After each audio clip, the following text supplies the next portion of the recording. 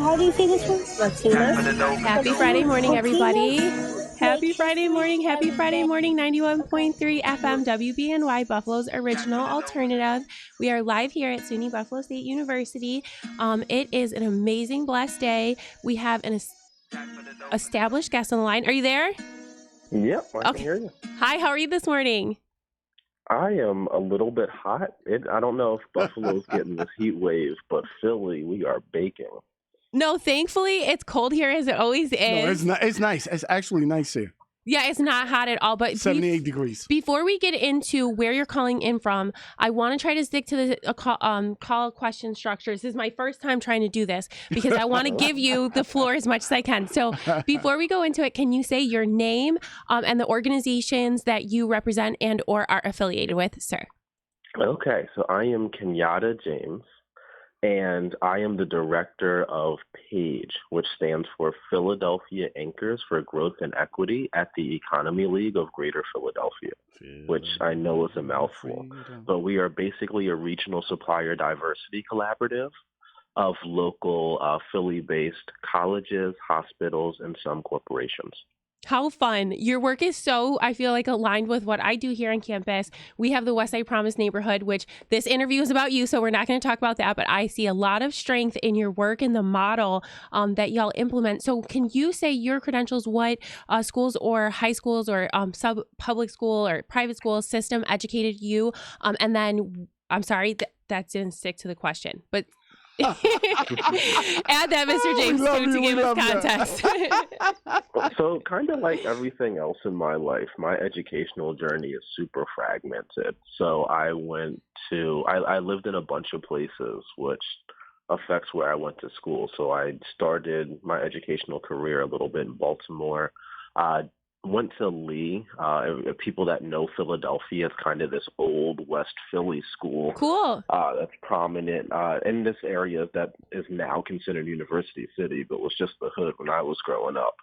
And then I moved to Pittsburgh, went to school a little bit there in a neighborhood called Mount Oliver. Then I moved to Seattle, went to Greenwood, and then Einstein, I think is the second school I went to. And then I came back to Philadelphia, and in that same kind of West Philly neighborhood, University of Pennsylvania had started a school that I went to called Penn Alexander, and I went there to kind of finish out middle school, and then went to high school at High School for Human Services, and then partially online. Went to community college. It's funny. I'm so proud of that. I think I told you that in person. Like, I'm so proud of community colleges. Yeah, they're awesome, and I was also poor, so it wasn't super optional. And I ended up in this really interesting position where I didn't quite complete an associate's degree, and I didn't go for a bachelor's immediately. Okay. So I'm actually in school right now trying to finish that up. So what a fantastic example you are. So can you say, with the eclectic background that you just alluded to, what makes your approach to business or business advocacy unique? You know, I think when you move around a lot, you can cut through BS very quickly, and you're not married to tradition because you've had to adjust. And that's really the way I approach the way we do advocacy. So The organization I work with is a nonprofit. It's an old think tank, very deep roots in the city, board of the most powerful organizations in the city.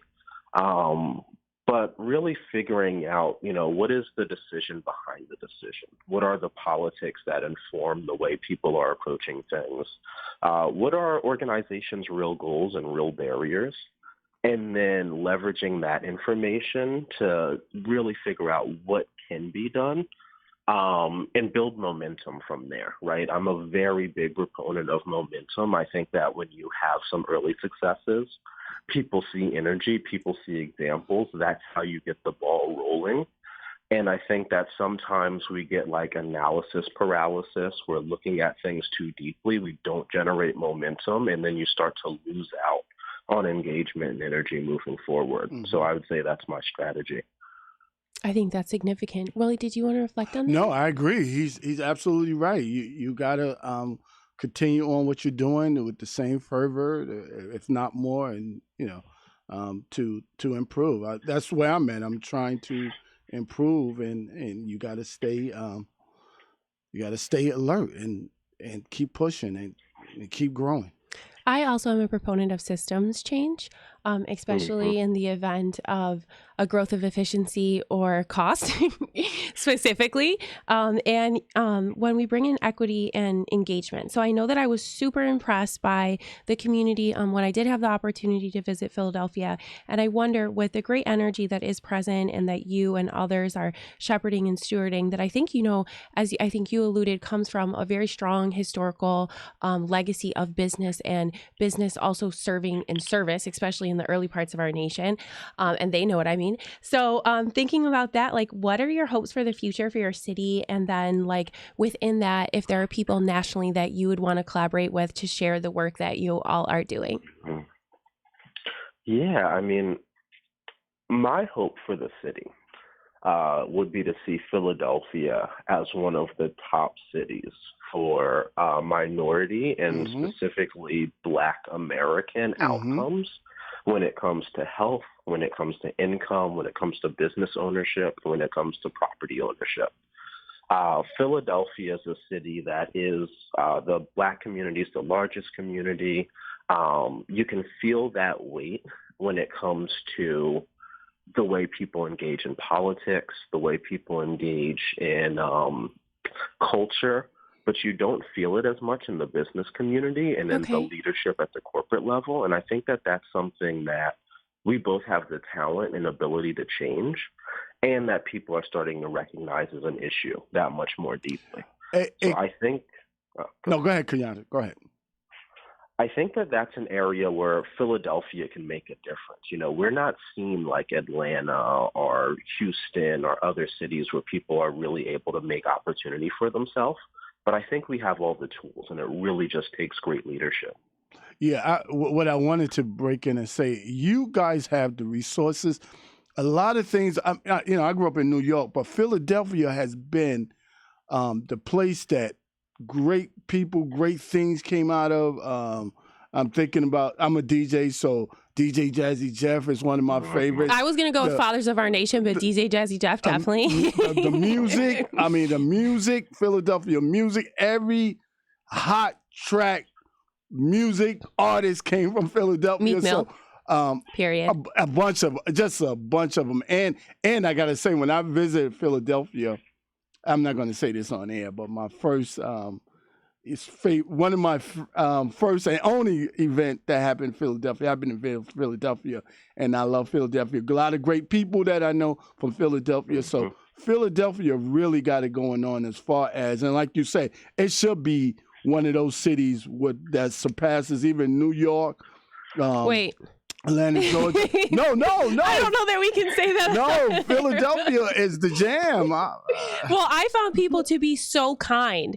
Like so outside of like the places that I was in terms of business or talking about like world issues, which I did find people to be very kind, but like in my regular interactions, whether it was on the train or like wherever, people were so nice to me. Yeah. I literally left so impacted. And I think that one of the things that I learned very much when I started to invest in learning more about our own history as Latinos, specifically in the Puerto Rican community, and how we've economically contributed, presently to the GDP and historically in like the development of American business over time. Like, I started to learn that there were like, enclaves and places within larger places where the Latino community has roots, and how those Latino communities are interconnected with other communities of color and their business. So I know that North Philadelphia is where a lot of the Latino and Puerto Rican population is. I haven't been able to eat any rice and beans there or visit, but I think you can hear Willie and I share an enthusiasm for the fact that you're calling in from afar. And we definitely appreciate the very strong culture that I think that you have in your city. Yeah. And I would add to that. So North Philly has the Caribbean Latino population. Okay. Where I am in South Philly has a growing Mexican, Big little bit of a portion of a Guatemalan population, as well as like a Southeast Asian population. And it is one of the most dynamic neighborhoods in the city because of that mixture. So you have like an old Black neighborhood with these different immigrant populations, and then Also, in some cases, like these old Italian neighborhoods and like just really neighborhood standard, like delis, sandwich places, pizza places. Yeah. And it creates these really robust communities in Philly, which are, very integrated and just interesting places to be, Yeah, I really find especially for sorry. I was going to say, especially for my son, who absolutely adores quesadillas and horchata. So it's I don't know if you've definitely a seen the win for reel, him. but definitely I think that there's a strength in growing up in an eclectic business environment here in the West Side, which is the neighborhood that my Sicilian family has done business in for over 100 years. Your description Hmm. of the neighborhood that you live in really has a likeness. We have a very strong history of, business, and then people coming from all across the world. And oftentimes you'll hear me when I do interviews, I talk about food as a way to share business culture, right? But even Hmm. the fact that you just mentioned that, I think that there's a lot of living and a lot of experiences that I have left to check off my list in Philadelphia. With that being said, and you being a leader there, but also having such an eclectic experience living all across the world, I think I wanted to ask you if any one of those places has informed your business perspective more than others, and or if there's someone particular out there that you're like, oh, this is like my business role model, or someone who you feel Hmm. encompasses your values. It's an interesting question. So, I mean, I think both West Philly and Seattle had a really interesting perspective out of the places I've lived, Okay. on just being very forward thinking.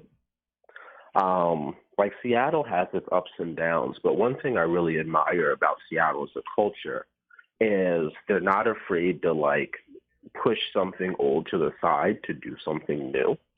And I think that in East Coast cities, we get very married to our institutions, to our buildings, to the look of certain things.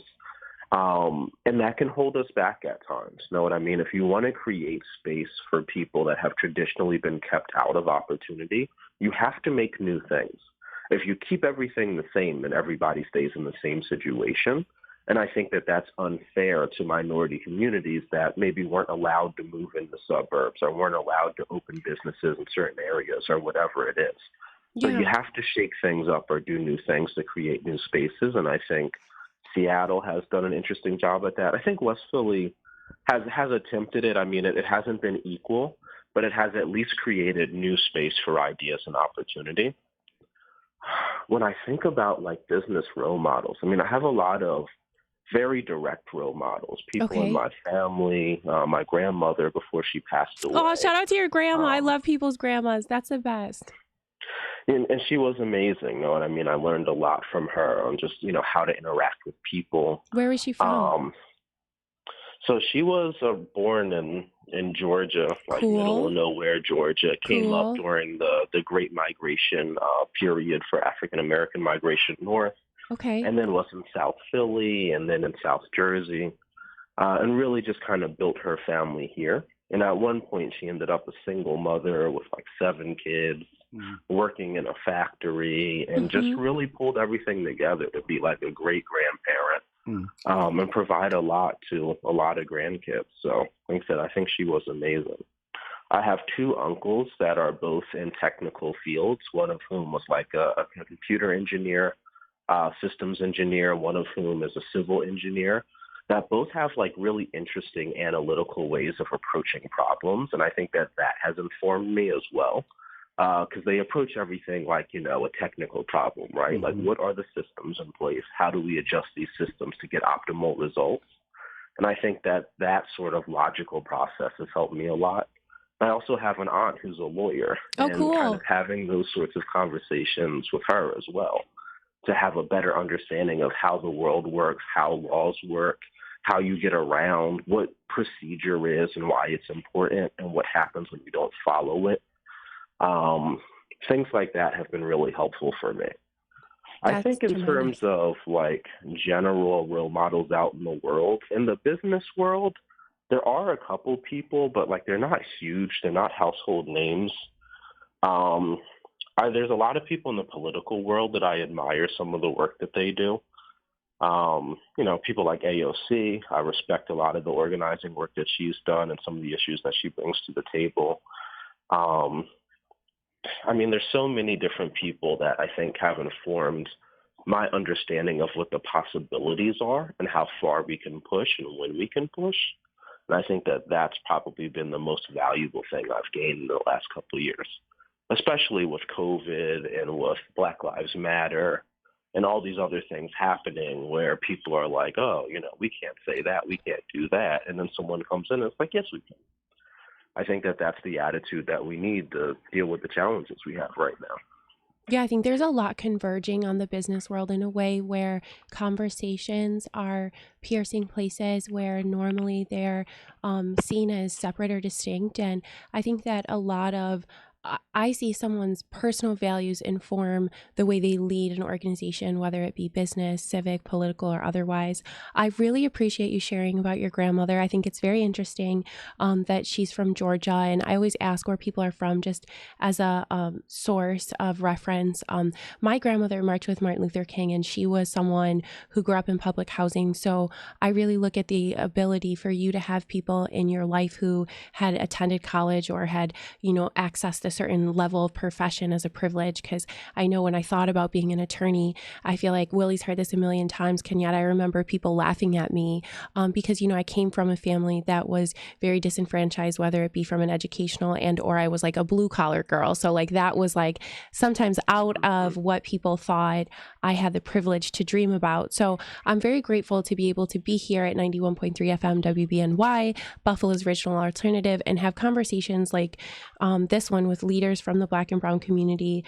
We've been doing this for about a year, and as time has gone on, we've just had the privilege to add more and more voices. So I'm very grateful for you joining us. And I want to ask you, as we think about bringing this show to a close, like if there's someone that's listening that you feel like one doesn't like fit conventionally in a classroom, what advice you would give them? Like, I'm really interested on your view on education just because of the places that you had traveled and the way that you're also a student. But like, is there like a pep talk line or like a source of strength or like a point of reference that you would want someone who wants to be in your position to reference when they feel they're in need of inspiration or motivation? Yeah, I would say take breaks. Okay. I think that the way our education system is designed is very much around this idea of attendance. Right. Like this is a thing that you need to do all the time. Yeah. Instead of around like energy or knowledge. Mm-hmm. And like if we worked as much as we expected people to do school and homework and everything else, it would be like, illegal, right? You'd be like, well, you can't send people home with more work to do after work. That's too much. Violating labor. Some of us are working 24/7. Yeah, for sure. But we do this to young kids whose brains Absolutely, aren't fully yeah. developed, and we really push. So I think from like a person-to-person perspective, the two pieces of advice I would give are, take breaks when you need them. Right. And, sometimes that's advice for the parents too, Yeah. right? Your kids are not machines. Don't worry about them winning attendance records. Just make sure that they, as whole people, have enough time and energy to accomplish what they need to accomplish. And then I think for the system, I would say, once again, kids aren't machines. Let's make some adjustments to the way we think about education from a time perspective to make sure that kids have time to be kids and they're not just overwhelmed with studying and work and all this other stuff. Yeah. And then I think the last thing is there's so many possibilities around what you can do that, if you grow up, especially working class, you've never heard of, right? Like, I didn't know that like human-centered design was a field as a kid. I didn't know public health was a field. Like I had heard of nurses and doctors, but the idea that there's like public health professionals that just like create systems in case there's a pandemic or an outbreak and then do forensics to see where the stuff came from, like you don't learn about so much of the way the world works when you don't have access to a certain level of wealth. And I think that for parents, and to a certain extent for kids, if you have access to information like this, just Google search, like put in what you want to do, spell it out, go on Reddit, have conversations. There's so Reddit many is a real people- place that I've recently discovered. It's a real place. And there's so many conversations where you can learn like, oh yeah, you can do this thing, or you can do this thing that's kind of similar but different. You're like, I want to be a super cool secret agent, but I'm really good at math. Well, the IRS has cops, right? Like there's so many unique ways to approach the world.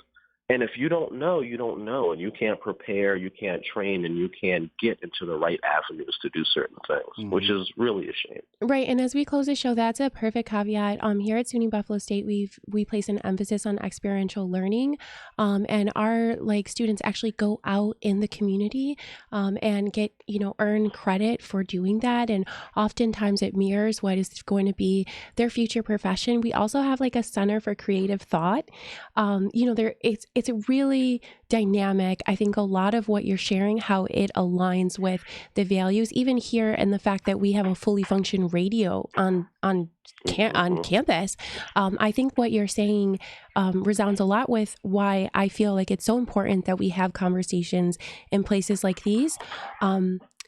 There's a lot that you are leading, especially relative to health, and a lot of conversations that I want our listeners, especially those who are students, to continue to be able to have a lens into your life. So can you remind them, before I start talking about myself, Mr. James, where to follow you and how they can get in touch with you if you're open to collaboration, and then we will close the show.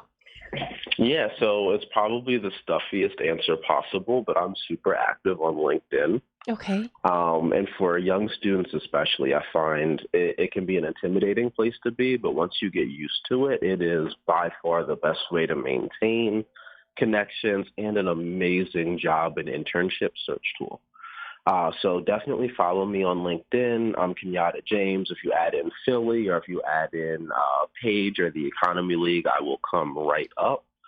That's the main place where I am. Once Elon Musk got on Twitter, I had a lot of political conversations there, and they got super toxic super fast, so I got rid of my Twitter. I might make a new one if they're able to calm that down. I don't really use Instagram or TikTok too much, so I would say follow me on LinkedIn. It's the best place to reach out. Send me messages. They go to my phone. I will respond, and I'd be happy to have any conversations or offer any advice. Well, thank you so much. And as a person who part of my heritage has been disproportionately affected by public health, I really appreciate the equity that you're bringing to both health and business. And I would encourage everyone who's listening to definitely follow Mr. James Page and all the other organizations that you mentioned that bring you strength and inspiration. Thank you, sir. All right, thank you. Okay. Tina? Latinas make history every day. Okay. Can you read it for me? Well, how do you say this one? Latinas? Latinas make history every day.